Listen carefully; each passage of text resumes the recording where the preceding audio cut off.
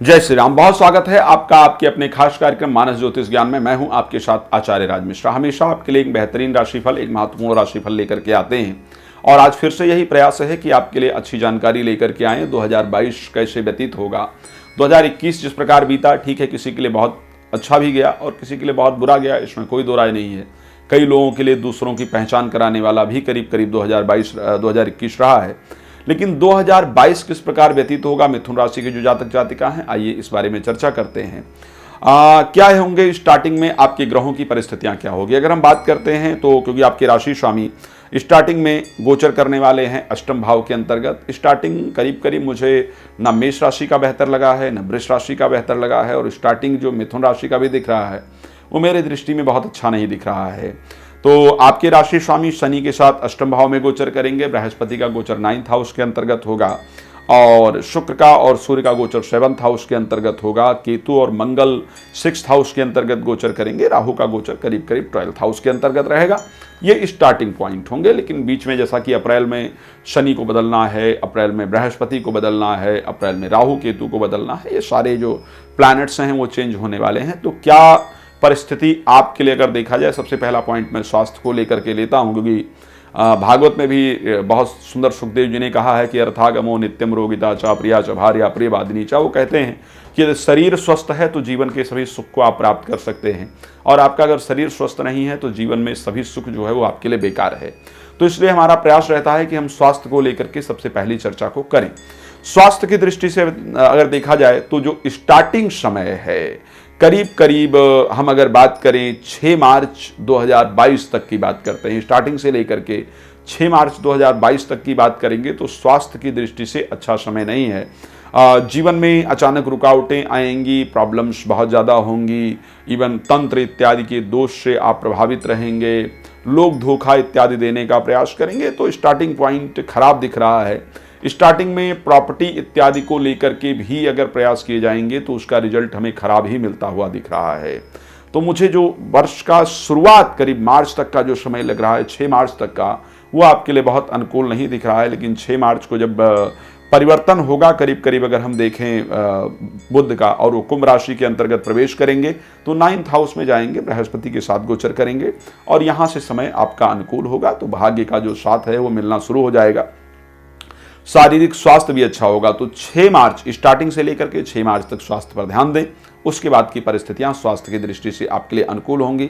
फिर कौन सा ऐसा समय होगा जहां पर स्वास्थ्य, इस महीने कहां कहां स्वास्थ्य पर ध्यान रखने की आवश्यकता है, तो अगला जो समय होगा वो 24 अप्रैल होगा। ध्यान रखिएगा, 24 अप्रैल को बुध वृष राशि में प्रवेश करेंगे, अपने से द्वादश भाव में प्रवेश करेंगे। 24 अप्रैल से लेकर के 2 जुलाई के मध्य में भी स्वास्थ्य को लेकर के परिस्थिति ठीक नहीं है। तो इस टाइम पर भी स्वास्थ्य को लेकर के ध्यान रखने की आवश्यकता है। उसके बाद अगर हम बात करें कि स्वास्थ्य को लेकर के और कब ध्यान देना होगा, 13 नवंबर 2022 से लेकर के 13 नवंबर 2022 से लेकर के और 2 दिसंबर 2022 के बीच में यहां पर भी स्वास्थ्य को ध्यान रखने की आवश्यकता है। तो मैंने आपको जो समय आपके स्वास्थ्य को ध्यान रखने की आवश्यकता है उन समय को आपको हाईलाइट कर दिया है। आप प्लीज इस समय पर अपना स्वास्थ्य का ध्यान रखें ताकि आपके लिए परिस्थितियां अच्छी हों। चलिए अब नेक्स्ट स्टेप पर चलते हैं और आगे देखते हैं कि क्या क्या परिस्थिति होने वाली है, कौन कौन सी परिस्थितियां होंगी। अच्छा, यहाँ पर जो है वो स्वास्थ्य को लेकर के लेने के साथ साथ धन को लेकर के भी दिक्कत थोड़ी सी रहने वाली है, जो मुझे दिख रही है। 8 अप्रैल से और 24 तारीख के बीच में जो अगर हम बात करते हैं यहाँ पर आर्थिक परिस्थितियों को लेकर के, तो आर्थिक परिस्थिति की भी ध्यान रखने की आवश्यकता है। क्षमा चाहूंगा, ये 24 अप्रैल से लेकर के और 2 जुलाई के बीच में धन का भी नुकसान का संयोग दिख रहा है। तो यहाँ पर थोड़ा सा धन को लेकर के भी सोच समझ करके खर्चा कीजिएगा। कोई चीज़ खरीदना है, कोई चीज़ बेचना है तो उस पर ध्यान देंगे। और जिस समय पर धन को लेकर के नुकसान का संयोग दिखता है, हमें पहले से धन को एकत्रित करके रखना चाहिए ताकि इस टाइम पर अगर खर्चा वगैरह अधिक भी हो तो हमारे लिए ज़्यादा प्रॉब्लम ना हो। और वैसे भी अगर हम देखें तो अर्थ जगत ये कहता है कि आपको हमेशा अपने खर्चे को सीमित करने का प्रयास करना चाहिए। दूसरे के दिखावे के अनुसार अपने जीवन को जीना शायद सबसे बड़ी गलती होती है।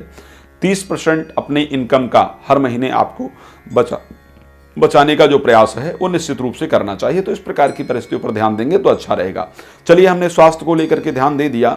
अब नेक्स्ट चलते हैं और हम बात करते हैं करीब करीब कार्य क्षेत्र को लेकर के। कार्य क्षेत्र एक महत्वपूर्ण विषय है जहां पर ध्यान देना आवश्यक है।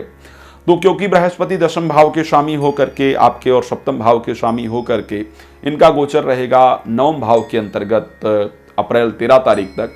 यहाँ पर आपकी मेहनत ज़्यादा होगी कार्य क्षेत्र को लेकर के, बट रिजल्ट भी निश्चित रूप से प्राप्त होगा और जीवन साथी के जीवन में कुछ ऐसी महत्वपूर्ण चीज़ें घटित होंगी जिसको लेकर के आपके मन में प्रसन्नता रहेगी।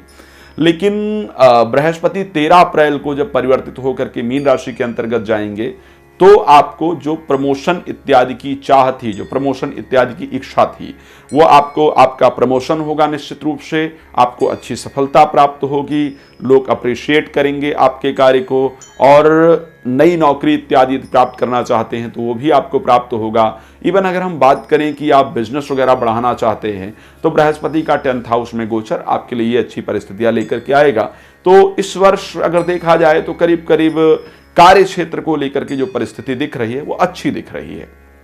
कार्य क्षेत्र की परिस्थितियां इस माह निश्चित रूप से अच्छा दिख रहा है। हाँ, भाग्य को लेकर के जो स्टार्टिंग टाइम है, करीब करीब बात करेंगे क्योंकि शनि जो है वो 30 अप्रैल तक मकर में ही गोचर करेंगे और भाग्येश होकर के अष्टम भाव में गोचर करेंगे, तो भाग्य का बहुत सपोर्ट नहीं मिलने वाला है। लेकिन 30 अप्रैल के बाद जब बृहस्पति को क्षमा चाहूंगा शनि कुंभ राशि के अंतर्गत गोचर करने जाएंगे अपने राशि में, तो यहां से आपको भाग्य का निश्चित रूप से एक अच्छा सपोर्ट मिलता हुआ दिख रहा है। तो भाग्य यहां से अच्छा साथ देगा, इसमें कोई दो राय नहीं है। अब वो बच्चे जो एजुकेशन और प्रेम संबंध को लेकर के हैं उनके बारे में भी थोड़ी सी चर्चा कर लेते हैं क्योंकि समय बहुत कम है।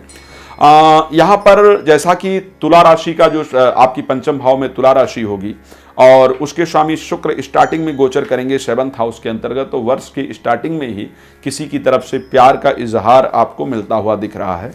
प्रेम को लेकर के कोई अच्छी सूचना, प्यार का इजहार आपको मिलेगा, तो ये स्टार्टिंग होगा और स्टार्टिंग में प्रेम संबंध प्रकट भी होंगे। विवाह में कन्वर्ट करना चाहते हैं अगर प्रेम संबंध को, तो वहां पर भी अच्छे सुअवसर आपको प्राप्त होंगे। एजुकेशन की दृष्टि से भी स्टार्टिंग अच्छा रहेगा। लेकिन जैसे ही बात करेंगे 31 मार्च को जब शुक्र का परिवर्तन यश करीब करीब 27 फरवरी से लेकर के 31 मार्च के बीच में हमें ध्यान देने की आवश्यकता होगी। 27 फरवरी के बाद जो है जब मकर राशि के अंतर्गत शुक्र जाएंगे तो यहां से प्रेम संबंधों में धोखा मिलेगा, एजुकेशन इत्यादि में दिक्कतों का संयोग है। चलिए खैर, बहुत लंबा बात करना मुझे लगता है कि बेहतर नहीं होगा, आप लोग बाकी समझदार हैं।